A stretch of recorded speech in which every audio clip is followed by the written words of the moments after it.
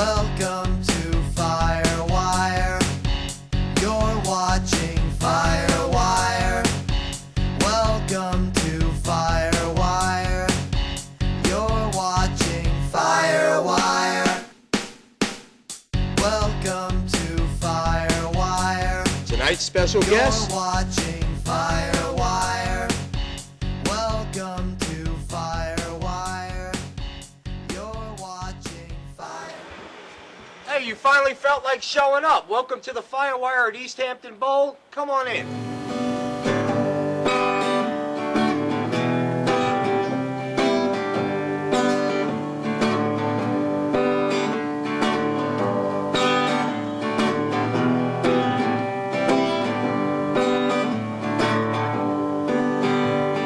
Have you ever been to my favorite park? It's beautiful as can be. Put on your play clothes and let's go outside. It's right over there through the trees. There's swings and sand and lots of green grass. A breeze blowing in from the sea. Then there's the babies who come with their mommies to have a fine time, a very good time, swinging in the park and swinging till it's dark, very, very nice indeed. Swinging in the park and swinging till it's dark, very, very nice indeed. Babies are out there having a good time. Everyone is swinging, everyone's fine. The sun is shining, ain't no one whining. They're having a good time, oh yeah. Swinging in the park and swinging till it's dark. Very, very nice indeed. Babies are in fresh diapers. They've burped and pooped and peed. They've had their formula and ate their squash. They're content and happy as can be.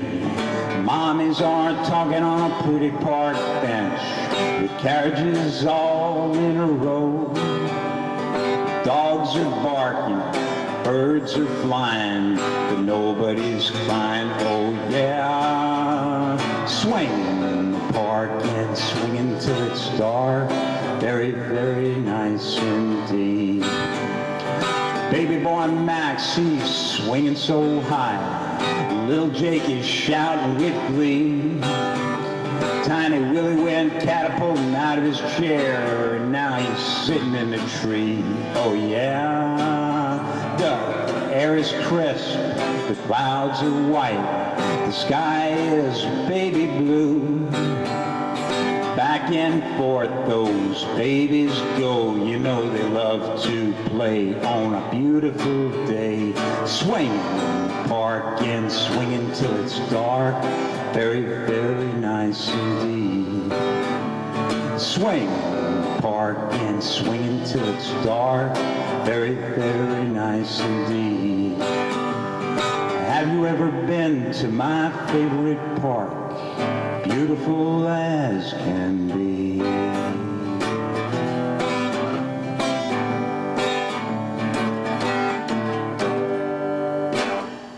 All right, welcome back to the Firewire. I'm sitting here with Mike Scainetti, singer, songwriter, and he also happens to own the piano bar out here in the Hamptons, don't you?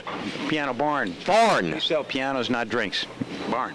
Okay, barn. Sorry, my bad. Mike, thank you for coming down. My pleasure. You did a song for us. I know after the interview you're going to do another one or two for us, right? Sure, be happy to. Great. Let me ask you, how did you get into music in general?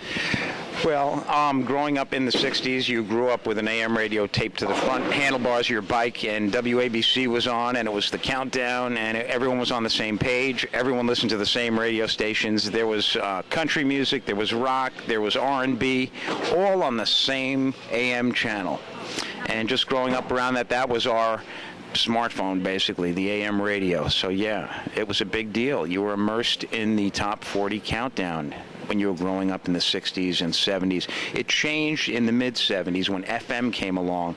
Then things began to diversify into rock, country, classic, all these different genres. And so then people were not as much on the same page as they were, earlier on. Well, most people who live here in the Hamptons, they also have a house like in Florida or something like that, but not you. You have a house in Nashville, right? I have a house in Alabama, which is kind of close to Nashville, yeah. Man, I have a sister-in-law down there. But yeah, when I go down there, I take a trip to Nashville and immerse myself in understanding a city that is geared for the production of professional country music and otherwise. And it's really an amazing machine. And people that are really serious about country music or any sort of music generally will move there because it takes a concerted effort to really get your foot in the door, to be seen and heard by someone who knows how to promote you, which is essential. It kind of seems to me, I mean, when I think Nashville, I think country music, period. I think Dolly Parton, I think Kenny Rogers. I'm not really in the country, so obviously I'm going to mention the people that crossed over in either movies or kind of popish back in the 70s. Were you always more geared towards country than other types of music? No, I mean, most kids and even most country artists, like if you take any of your names today, like Brad Paisley or any of these other big names, they all know rock and they all can play rock.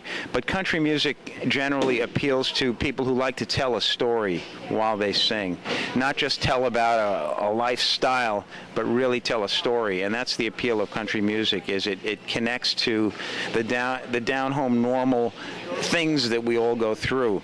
And so I like telling stories when I sing.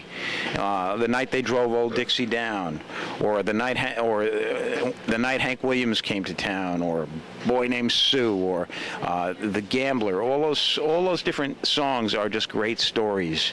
And I think that's the appeal of country music, is you can tell a good story and then try to paint the picture, act it out, and take people somewhere that's pretty sweet. Let me ask you a question. Since you're kind of into, country, obviously more than me, have you ever heard Johnny Cash's remake of Hurt by 9 Inch Nails? Oh, yeah, that's a spectacular song. In fact, Johnny Cash is probably, if you want to learn country music, a great place to start, because his chord progressions are simple. Like most of his songs are 3 chords. Like, love is a burning thing, and it makes a fiery ring. Okay, 3 chords. There you go. I couldn't play 1 chord. And then it's just, I fell into a burning ring of fire, went down, down, down, and the flames went higher. That's 3 chords. And then his other song, I keep a close watch on this heart of mine. I keep my eyes wide open all the time. I keep the ends out for the tie that binds, because you're mine. I walk the line. But all those songs, if a young person chooses Johnny Cash or Elvis or even Bob Dylan, you get a good foundation to playing that kind of music, because most music really is simple. That's the thing most people don't realize. Most music is 3 or 4 chords.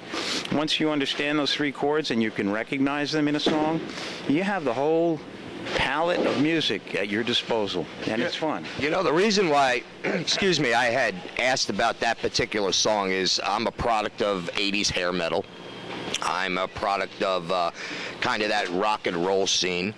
And when I heard Johnny Cash's version of Hurt, it actually brought a tear to my eye. And then, of course, he died 7 months after recording that. Yeah, but I've heard many people say that's one of his most incredible renditions of a tune. I've never seen anything so deep in my life. I'm into blues, I'm into jazz, I'm into rock, I'm into pop.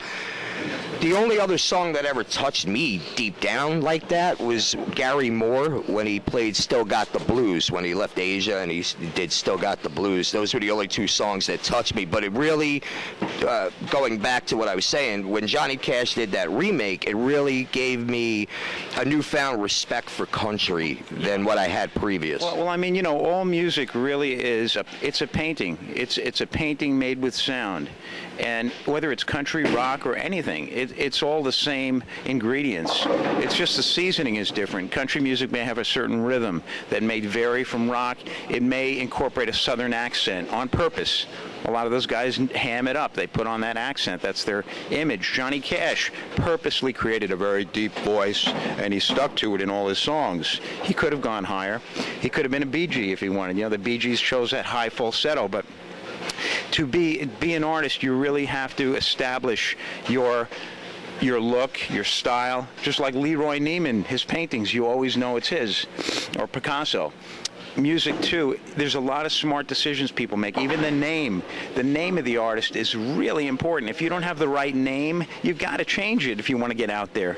Right. Usually, you know, not every one of us is born with a name like Johnny Cash or Glenn Campbell or Taylor Swift. You know, these are great names, and you hear them once, you remember it. Right. And that's important. That's the foundation to it all. Elvis Presley, what a great name. Sure. You know. Agreed. So when you learn these basic things, you understand how to create a sellable product in the person. And there are people in Nashville that really understand that, understand how to promote a person, and understand that they're worth promoting. There's a place down there called the Bluebird Cafe where you will audition and get a chance to play 2 songs on a Monday night. And you better believe in that audience, there's every chance that someone's sitting there who really knows the business. And they're going to hear you and say, aha! And they'll go up to you afterward and say, listen, I really want you on my record. I want to meet with you. And then you begin this process that it's a long shot. Even with good promotion, it's a long shot, but it's all done with a lot of smarts. It's like any other business, you know? Right. And Mike, we appreciate you coming down in the Firewire. God bless you. Man. Thank you very much. Take care, man.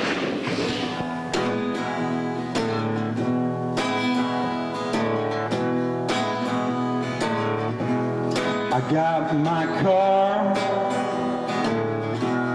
shiny and new. It's fully loaded, does 202. I get home fast, but I feel so blue. I ain't got nothing, I ain't got you. I got my friends, loyal and true. I throw big parties with a pool and view. But when the music's over and the fun is through, then it hits me,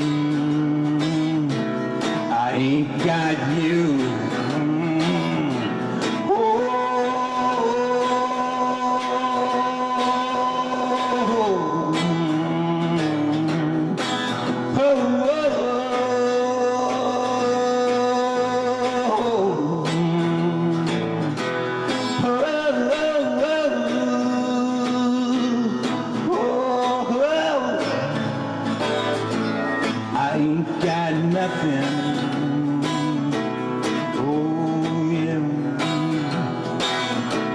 I got a big house on the beach and all, with French antiques, paintings on every wall. Sometimes I just get out at that ocean view. No, I ain't got nothing. Oh, I ain't got you. I ain't got nothing. I ain't got you. All right, welcome back to the Firewire. I'm here with John Ciccariello. And not only is he a great musician and a songwriter, but you're also an artist. Yeah. And a graphic. You said graphic? I'm a graphic artist and also a painter, yeah. And you actually sell your paintings as well, right? Yep, if people want to buy them, of course. Yeah, you might have to twist an arm or two, but your art, what kind of art is it? Is it like abstract or what kind? I started out as an abstract painter, a total abstraction. I stayed like that for several years, about till my 40s. Then I switched over and I started painting more figurative abstract, where I had images, but in a very painterly style. I chose strange subject matter. I also have a heart condition, so I focused on hearts for a while, and then moved more into a kind of ethereal concept of these shapes, along with shapes in landscapes. So there'd be trees and mountains and sky, and with these odd shapes in the middle of them, and kind of portraying an entity or a feeling that was, in each painting, so. I'm going to show you how low my class is right now. I'm going to tell you what I know about art. You and your lovely young lady here. I'm going to tell you what I know about art. On Channel 13, they used to have that artist who would paint. John Nagy. No, I don't think that's the name. Is that the name, John Nagy? Yeah, Nagy. Nagy. The one with the curly hair and everything? Years ago. Yeah, that's what I'm saying. I'm going way back. He had like curly hair and a thick mustache. Oh my God. Well, let's see. I'm 12 now. Back in the 60s? I wasn't even alive. I was born in '67. Thanks, Frank. I appreciate that. You know what? You just don't talk. Just film. Don't talk. It was probably, I would say, like mid-'70s. It was like after Sesame Street or before Sesame Street. It was like, but I just seem to remember the guy seemed like he was on mushrooms. He was like, we're going to put a happy cloud right here. We're going to do a nice little mountain range over here. The guy, you couldn't get this guy mad. It was unbelievable. So that shows you how low my class is. So now that I've just lowered you down to my level there a little bit, I apologize for that. But that's what I know about art. And then what was the guy who did like the Campbell soup cans and stuff? Andy Warhol. Andy Warhol. See, there you go. I'm getting a lesson right here. I had a great book of Andy Warhol, and I sold it in a yard sale by accident. How do you sell it by accident? I didn't realize it was in the stack, and somebody came along. I was like, no, but I sold it, yeah. It was a great book. Wow. So, obviously, when we were talking off camera, creative side is one part of the brain. So if you're focused on painting, you can't focus on music, and vice versa, and then the graphic art, of course, as well. So you started painting at what age? I started painting, I've been an artist all my life. My brother got me into painting when I was a really small boy, 8 or 9. I created an illuminated page for my 6th grade class, which the teacher liked so much she showed it to the principal. The principal took it and put it on his wall, and it stayed in my elementary school principal's office until I was about 40. I think I got the painting back. Wow. Well, that's awesome. You said you're one of 7 children, yeah. All boys. I'm the 7th son. My wonderful mother is still around. She's up in Sag Harbor. And Priscilla Ciccariello, and she's an incredible woman. And my father passed away when I was 14. His name was Charlie. Well, 7 sons. So obviously for Mother's Day, you're going to take Mom out for a drink because after all, 7 males, I would think she could probably use one at least. Celebratory that she survived it, right? She's so far that she doesn't need one anymore. She's on the other side. Not anymore. Not anymore. Back then was another story, right? Yeah. The 70s. Well, everybody's drank in the 70s, right? Yeah. Well, at least in the movies they did. I'm too young to really. I don't really remember the 70s. I remember in '76 when Country did the big celebration and everything, and I was wearing these disgusting bell-bottom straight pants and a floral shirt, and my mother thought I looked good. I didn't know. I wasn't old enough to know they didn't match, but after I got beat up, I found that out. Right. Yeah. I had hair down, to my shoulder blades.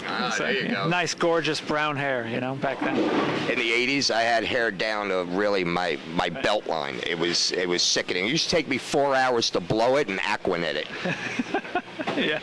So you've been painting since you were young. Have you been playing guitar also right around the same age? Yeah, I learned how to play guitar around 14. I got Mrs. Christenberry gave me piano lessons, and she threw in voice lessons for free, an extra half hour. So I got great voice lessons from a wonderful teacher, and but I wasn't really ready to settle study, you know, so piano kind of went by the wayside. I never became a great piano player, but guitar I picked up, you know, because of rock and roll, and I was into it. So I started playing, and I've been playing ever since. Really, I've always loved to play. Finally, I wrote some of the songs that I played tonight. I wrote in my 20s, you know. Some of them I wrote just recently, you know, I was painting about 10 years ago. I kind of slowed down on my painting, and I picked up the guitar again and wanted to really write some music again. So that's what I've been doing in the past, you know, 5-10 years, you know, and I've been starting to play out a lot more, you know.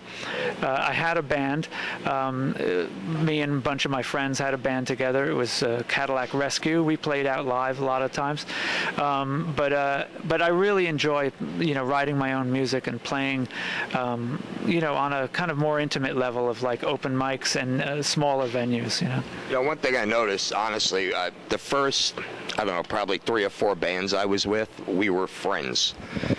Usually by the time the band breaks up, there is no friendship. You never speak to these people again. You would want to punch them in the face before you would say hello if you even bumped into them somewhere. Did you find that when the band or bands that you were with dissolved, that there was still some kind of a friendship there? Yeah, absolutely. Really? The guys, I love them still. You know, they're great guys. You know, what happened was at that time my kids were a little younger. I have two girls, gorgeous girls, Danica and Faye. They're 20 and 18 now. But when I was in the band, they were more like 9 and 8, or 10 and 8. Well, one got older quicker.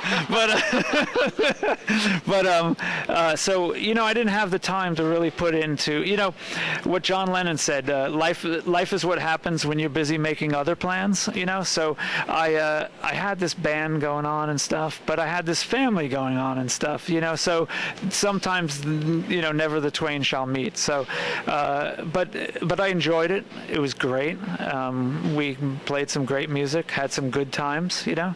I'm still friends with them now. I see some of them. I sometimes even play with them. So Great. Well, you know, one thing we also talked about off camera was really you're doing this for the love of the music, where a lot of bands that I have, not that they don't love, obviously, what they do, because who would go through the hell of being a musician if you didn't love what you do? But they're more in pursuit of something at the end of the rainbow, so to speak, you know, where you really just kind of do it for the love of the music. And I found that a little, I don't want to say odd, but definitely different from other musicians that I have had here. You've recorded songs, but you never put together a CD. It actually kind of gives an aura about you where people just, I'm sure, would want to know more once they hear your songs and appreciate your music. So I get you said that you have a painting website, which we'll definitely going to give. But if people were interested in pursuing you from a musical vein, can they contact me at the show at Firewireshow@gmail.com, and I can send that to you? absolutely, they can contact you. They can go to my website, you know, which is on the screen, and they can email me from there too. Well, go ahead and let them know the website. CICC7.com. CICC7.com, and I have a lisp, so I'm sure people are going to go, is that a C or an S? But if you do want to It's like the front of my name, CICC, 7 for Seven Sons. Yeah. But if you do want to contact them, you can definitely get hold of us at firewireshow@gmail.com, and we'll definitely forward the information. And you're going to do another song for us, right? Oh yeah, absolutely. We definitely love it. I appreciate you taking the time to come out. Thank you very much. Thank you very much. We'll be back with more Firewire after this.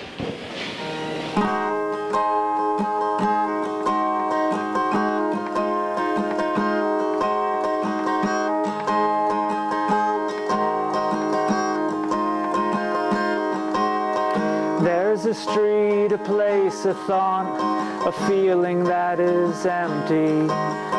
Concrete cold with chills left by a person's misunderstanding.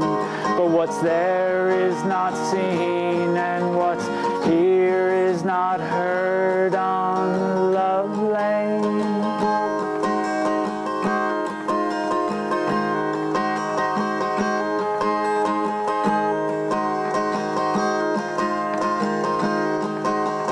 It was there I felt her hand, her lips touched glassy, moist and sandy, breathing mist upon my mind with the sweet taste of cotton candy. What was might still be, but all I could see was Love Lane.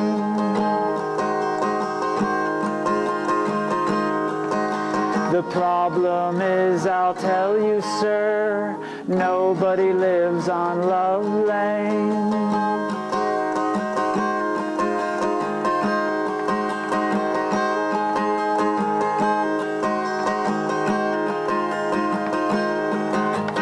Insurmountable odds against finding what I've been searching for, but I know I'll find it here on Love Lane.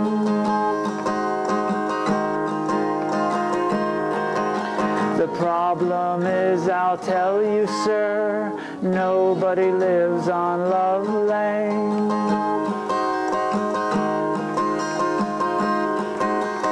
She was there behind that bush, sitting there sarcastically winking. And all the time I sat offshore, my boat was scuttled and I sinking. Then I found the way, and now all I can say is Love Lane. The problem is, I'll tell you, sir, nobody lives on Love Lane. I know it's only a road between two old houses and a schoolyard, but on that street I found a song called Love Lane.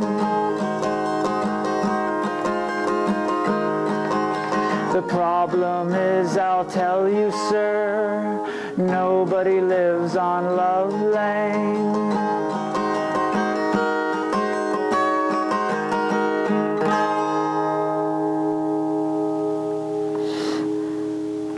Stopping by for this episode of the Firewire. I love you, Jake. Take care of your mom. For now, get out. We'll see you next week.